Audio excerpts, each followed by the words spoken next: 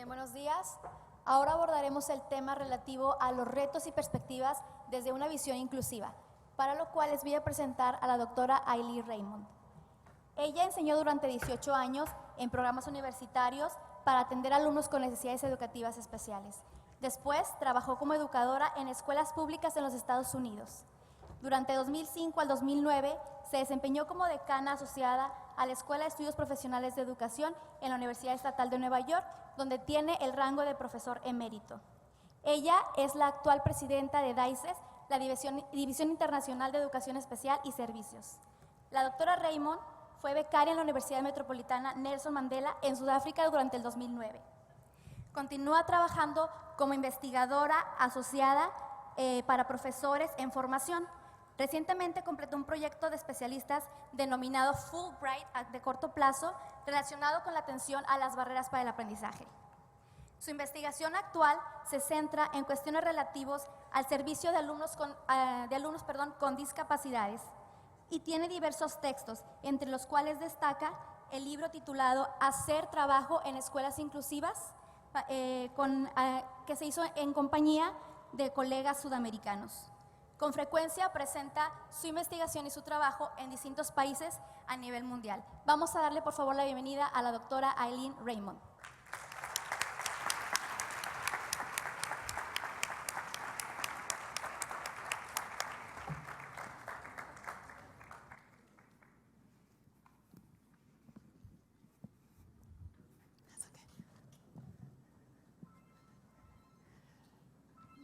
I need that. Let's see, which way does it go?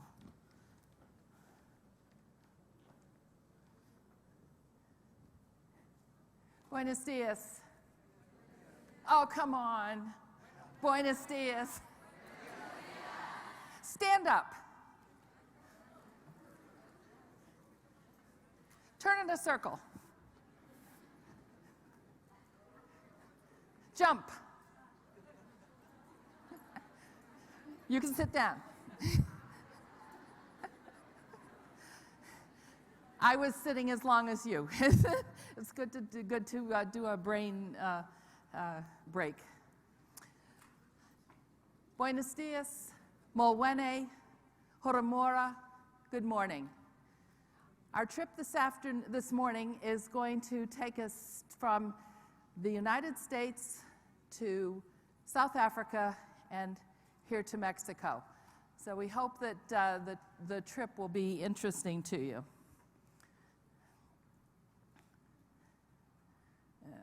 How do we do this? There we go. So first, who am I? You heard the public bio, but real quickly, I have been a primary school teacher for 10 years, mostly in special needs education. Come on, go. How does this work? Oh, that went backwards. There we go. I'm also a parent of 2 gifted children, one of whom also has learning challenges, and a grandparent of 2 wonderfully gifted young people. Now it went away. I've been a special education faculty member like your professors here at the Escuela Normal. I'm a textbook author. I was associate dean in New York. I'm currently a research associate in South Africa, and how I got there we'll find out. And I'm also the president of DICES, the Division for Special Education and Services, International Special Education and Services. And that's, I think, why Director Umberto brought me here today, and I appreciate him for that. So where did I come from? I come from a small community in northern New York. We have a lot of snow. Children play in sleds during recess. It's a wonderful little school. It's a very happy little school. It's an inclusive school. You are very apt to see children doing activities such as you see on this slide any day you walk into our building.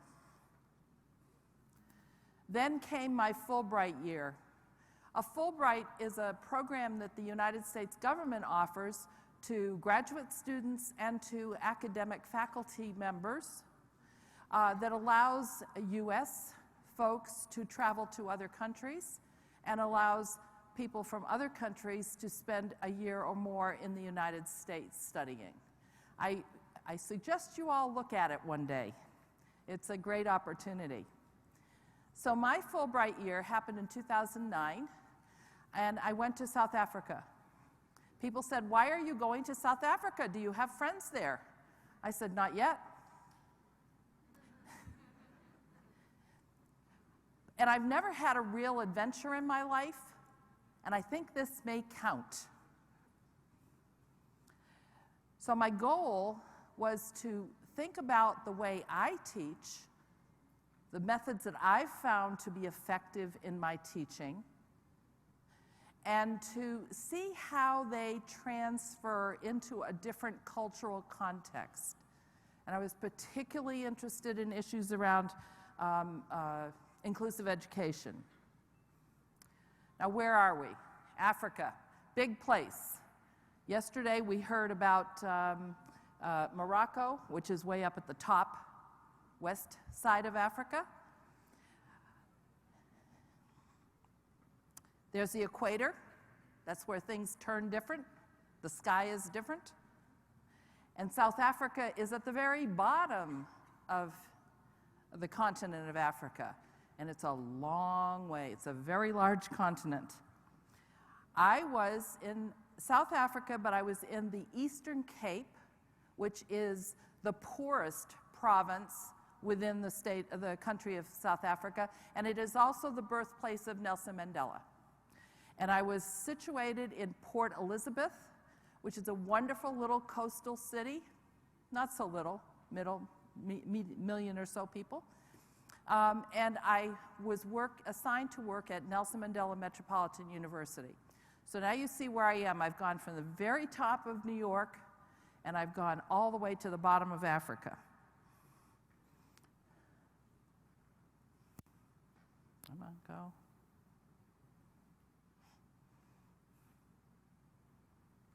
I don't know why. There we go. So we look at Africa, and I suspected that things would be different there. And they are very different there, although wonderful children are present everywhere. These two young people that you see in the corners of this slide were just absolutely amazing little children. They were so entranced by the camera. They were so entranced to see somebody different in their school. Their classrooms were very different from home. Their classrooms, as you can see, a 5th grade classroom and a 3rd grade classroom were packed with children. One teacher handling 40, 50, and sometimes even more children than that. Not much space to move around. So I realized that life was going to be a little different if I was going to be able to teach our teacher candidates about the things that I've found effective. Would they believe me? Would they say, this makes sense in my context?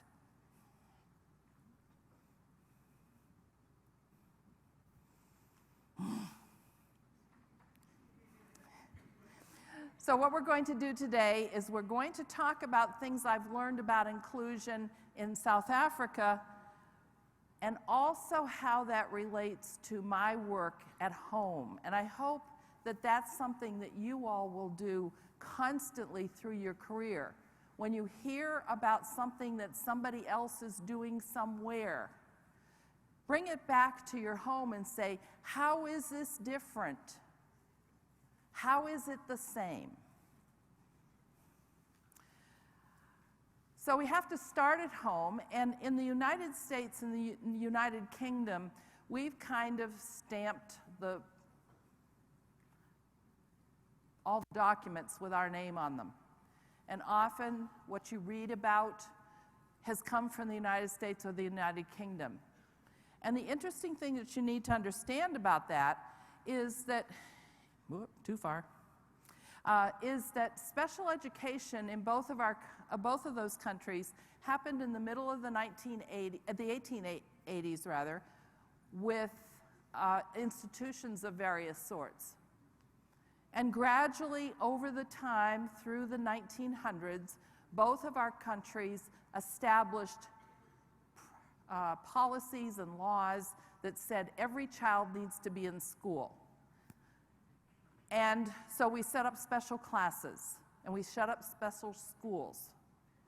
And in 1975 in the United States, we said, okay, it's important that we try to include children in regular environments. All children need to be there. If possible, we need them to come into regular schools. So for us, when we talk about inclusion in these Western contexts, we're talking about placement. Is the child sitting in a special school? Is the child sitting in a special classroom? Is the child sitting in a regular classroom with some assistance? What does it look like? And it's all it means. So the first question I had to deal with was, if I use the same words, inclusive education, with these students, what will they think it means? And so I had to look at the documents there in South Africa. The first and most important is their South African Constitution, which is an amazing human rights document. It is a model for constitutions throughout the world. And one of the very important things that it has that my country's constitution does not have is the requirement that every person shall have a right to basic education and equal access to educational institutions. Now, if you know anything about South African history, you'll know that not too long ago, before 1990 and 94, that was not true.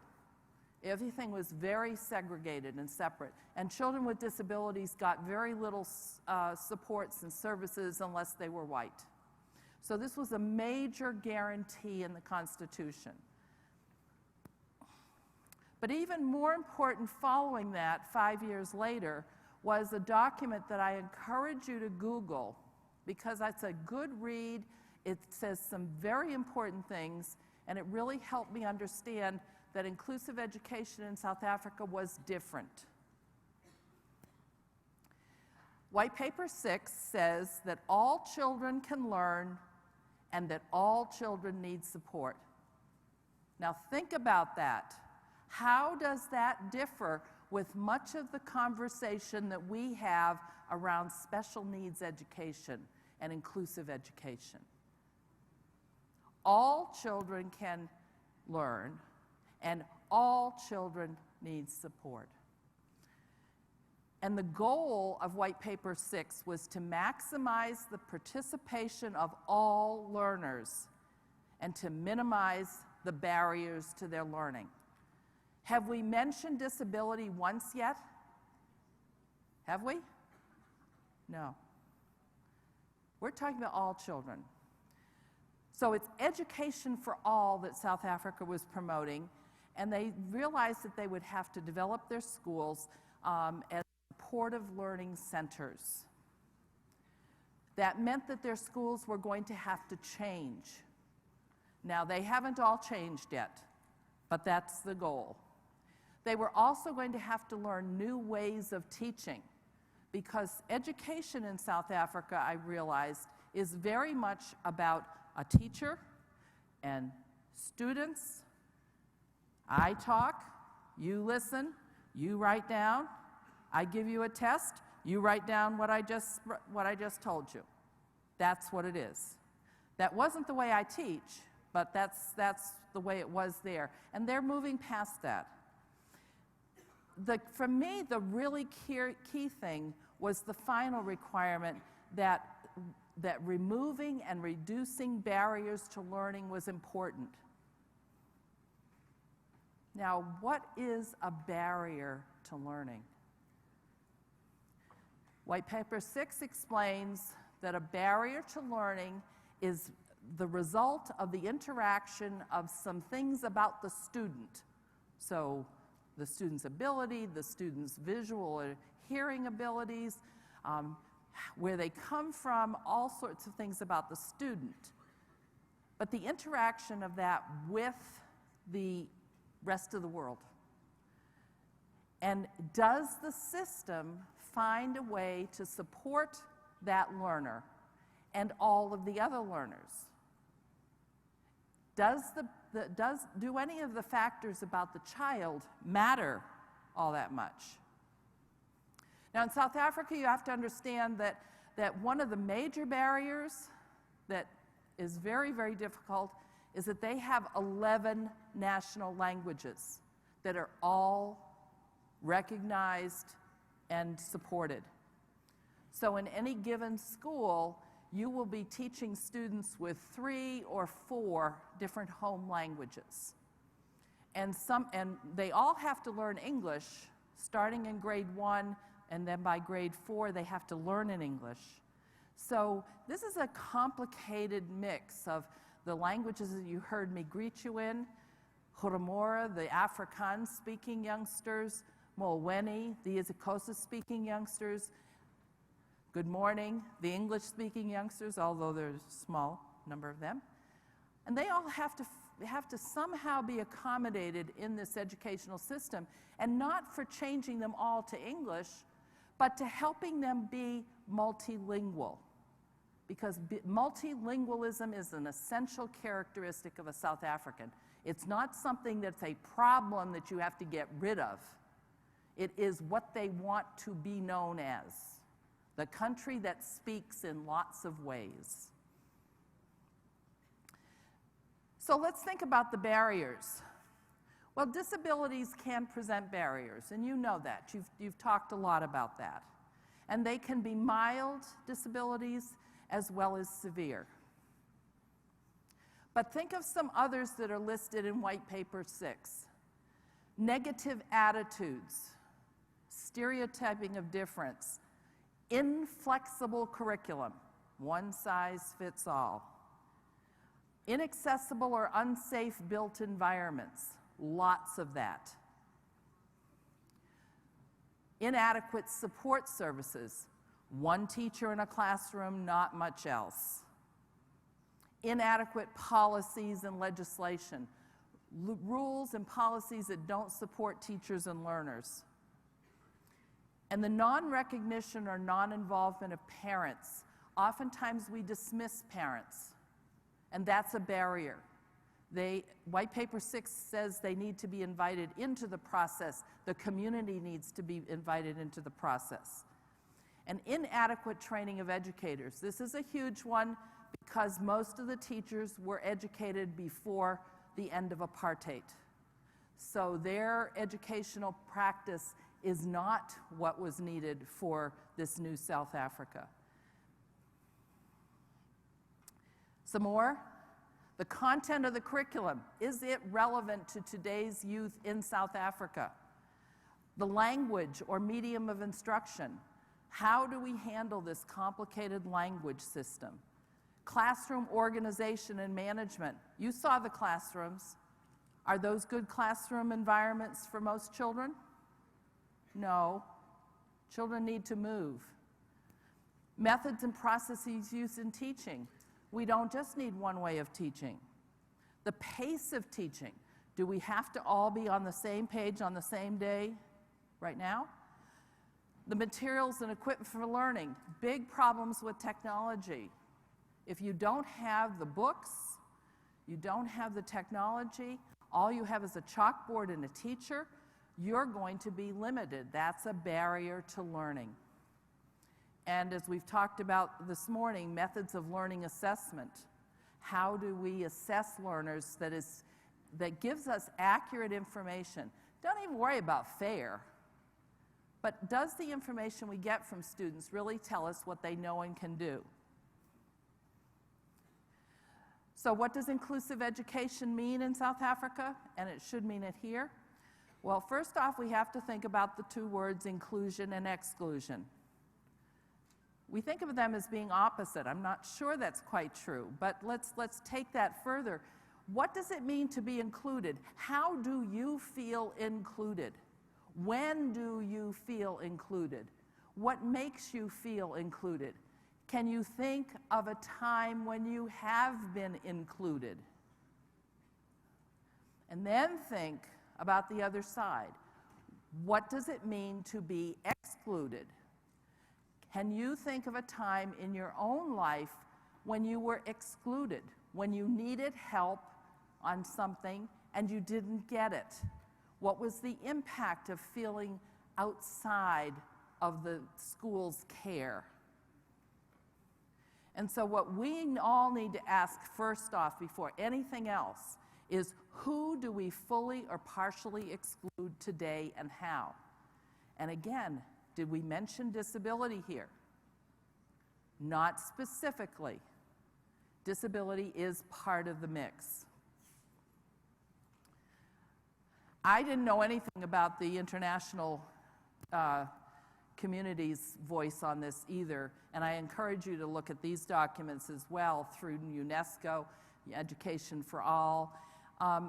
In the system, we're talking about all of these children, girls as well as boys, poor children, street and working children, rural and remote populations, nomads and migrant workers, ethnic racial groups, linguistic groups, those displaced by conflict.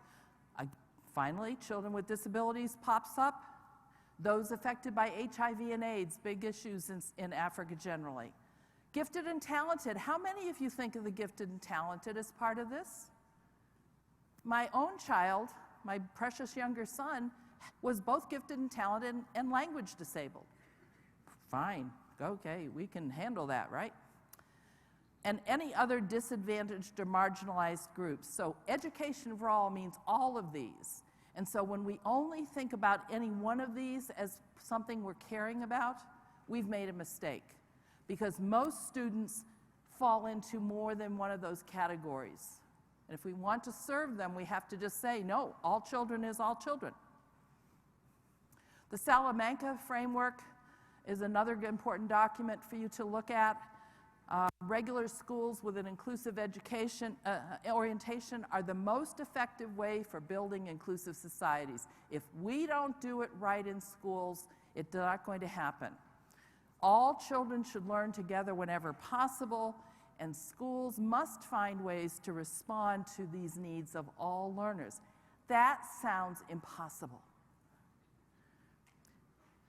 The Dakar statement and the third statement by the international community is that they wanted to make sure that by now, free compulsory primary education was available to all children. It would tap into their individual talents, and that the pace and style of instruction would not be uniform. It would vary to meet the needs of all children and to remove barriers. So what is inclusive education? It's the process. It's not a thing, it's a process. You do it. We want to increase the meaningful participation, not just get the kid in the seat, but the meaningful participation of all students in ordinary classrooms. What it is not is a place. We often think about real estate, inaccurate. Inclusion is not a place, it's a way of working, it's a way of thinking. It's about responding to diversity, empowering children and communities, celebrating the differences. How do those differences enhance us? How do all of those languages in South Africa help? How do they make it a vibrant, rich community to have all of those languages swirling around? Is that a problem or deficit? I don't think so. It seemed to work pretty well. So when we talk about including all students, we need to remember that we are not saying that the schools we have today are all just fine and all we need to do is move students into them. Inclusive schools respect all learners. They understand that barriers to learning are often built into the system. They're not the problem of the child. And that meaningful access is important, and that we have to shift from the word deficit, what is wrong with Juan, to differences. How is Juan different from somebody else in the class? And if we think about that, look at these variables and think to yourself, is this a difference or is it a deficit? When you see this word, do you see difference or do you see deficit? Gender, disability, poverty, ethnicity, race, language, achievement levels, sexual orientation, gifted and talented, religion, family structure, learning styles, appearance, rural and urban settings.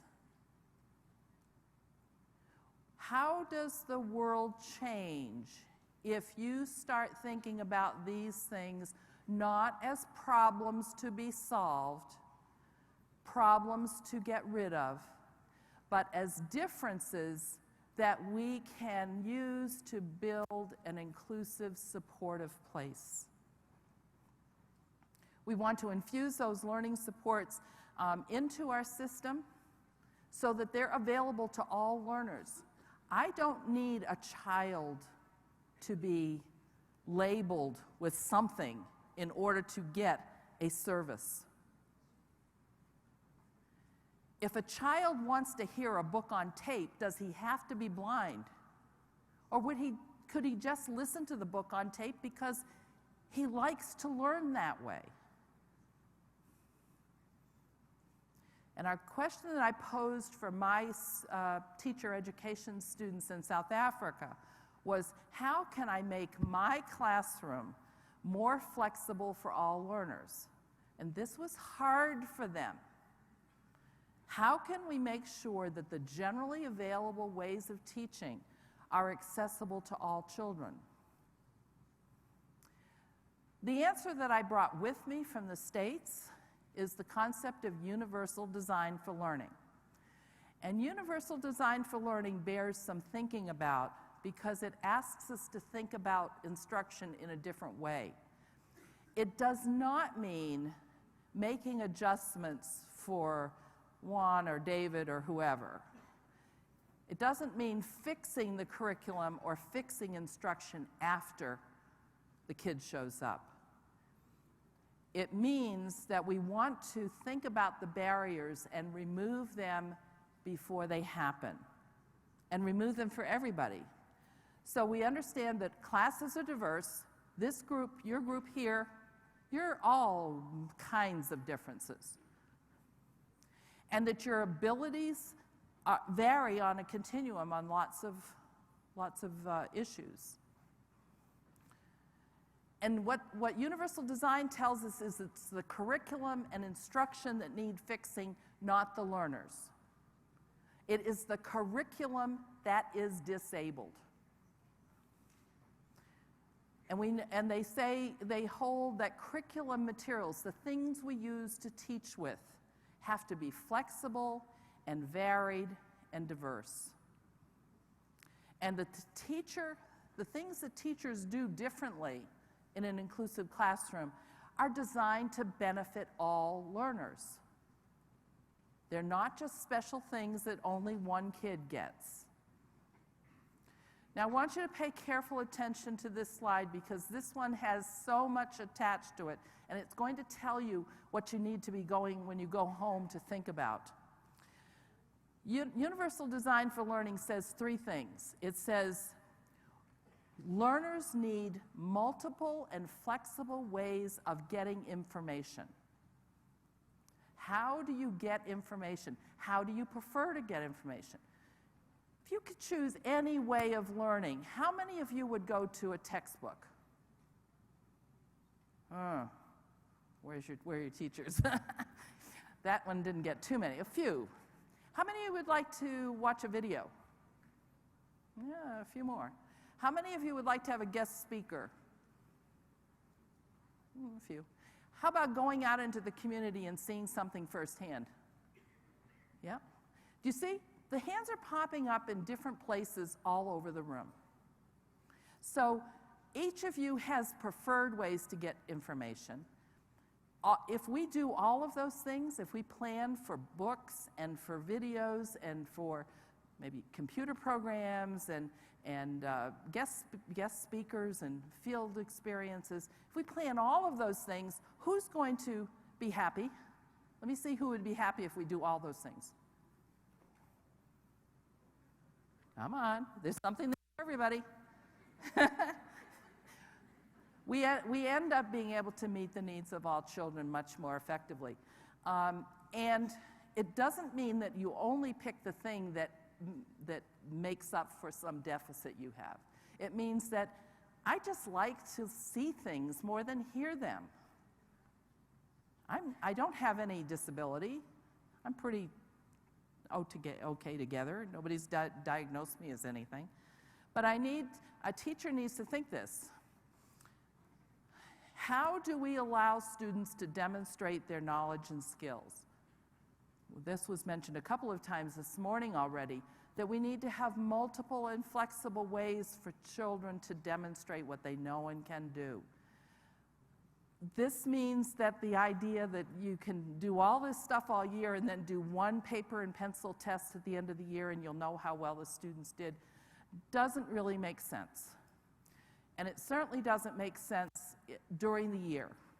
If you're using throughout the year all sorts of ways for children to demonstrate what they know and can do, and even giving them choices, then you will have a pretty good idea of what they know and can do. Now, you may decide that that means that the test doesn't work very well, but whatever means, the teacher's going to know. And, lost it. There we go. And the final one has to do what happens in between getting information and assessing learning. And that's the engagement. How do we get students engaged with learning? I visited a ninth grade algebra classroom in South Africa, and the teacher they'd done their homework, was having the students come up, and one at a time they had to show the problem. Well, this was going on forever, and the students were having a lot of trouble, and everybody in their seat was sitting there like, da-da-da-da-da. Not much learning was happening. But he had 50 children in a classroom that probably should have only had 30, and they were lined up in these little two-people desks, no room to move around.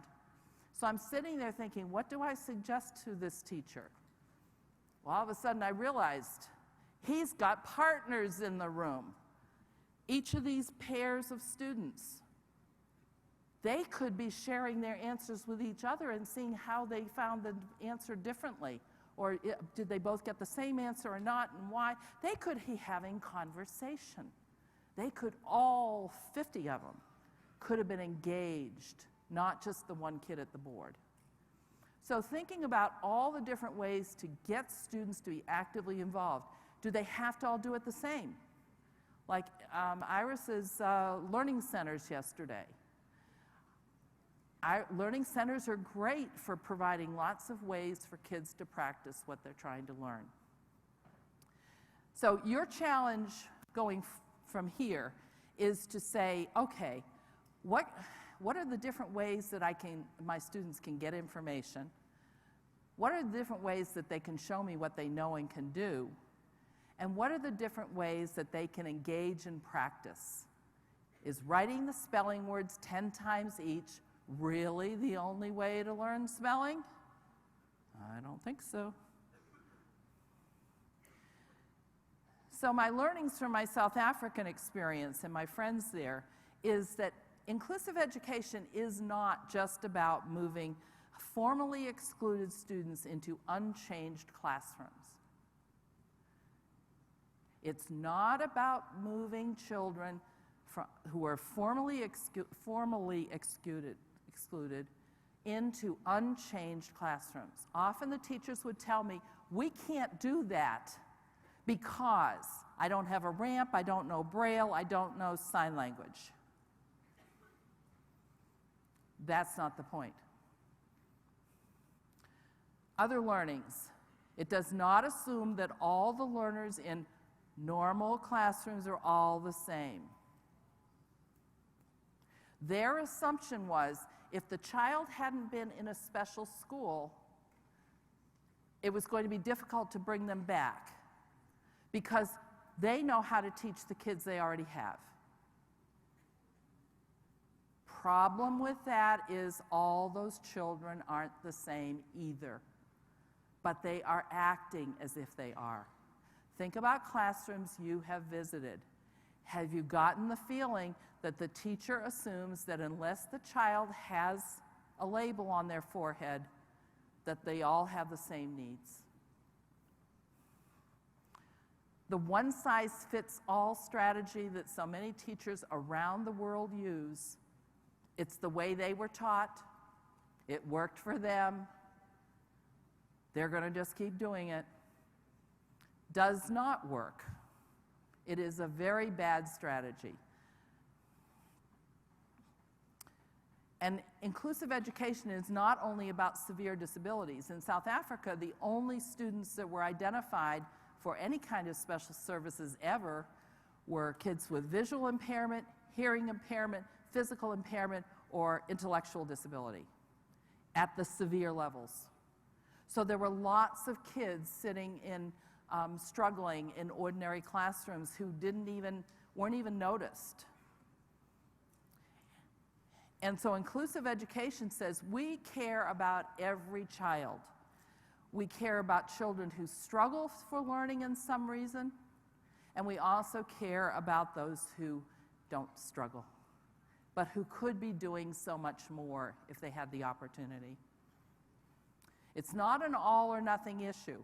As hard as this is to think about, if you just commit to making small changes day by day in how you teach, you will start moving toward an increasingly inclusive and flexible classroom. My graduate students in the special needs program at Nelson Mandela said, "We can't do this." And I said, "Do this for me. Tomorrow, do one thing different tomorrow than you did today and see what happens. And the next day, do one more thing different and see what happens. And day 3, do one more thing. What happens at the end of 200 days? How many different things have you done? 200 different things? Is that going to change your practice? Yeah. Hemingway said, "Now is no time to think of what you do not have, because we all never have enough stuff to do what we think we need to do." But he said, think about what you can do with what there is. So if your classroom is under a tree, use nature. If your classroom has jammed up kids, use partners. Think about what you can do with what you have, and then move from there. And I'm going to leave you with one final thought. Oftentimes, I hear people talking about us and them. And Howard Winter says that civilization is the process by which one gradually increases the number of people who are included in the we and us, and at the same time decreases the number of people labeled as you or them, until that category has nobody left in it. How do we prompt inclusive thinking in our schools, in our friend groups, in our communities, in our institutions, learning institutions, wherever we are? How do we stop saying, well, we can't do it because they won't let us, or if they come in here, it's going to cause a problem? Get rid of the yous and the thems. Make it all us. Thank you.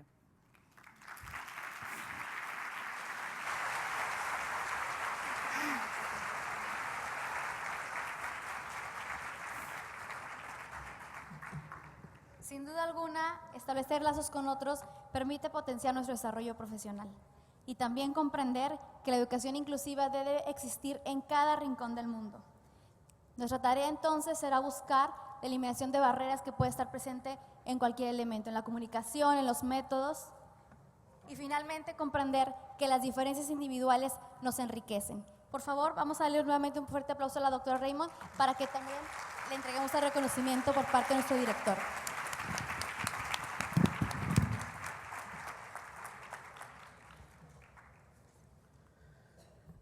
Elieen, excellent. Thank you so much.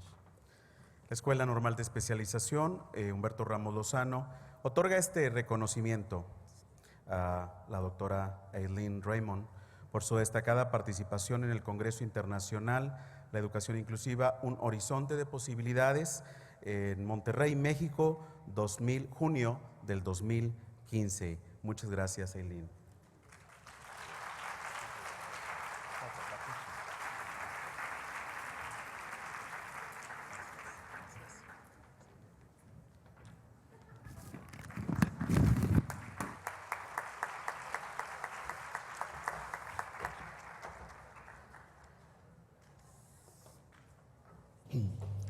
No,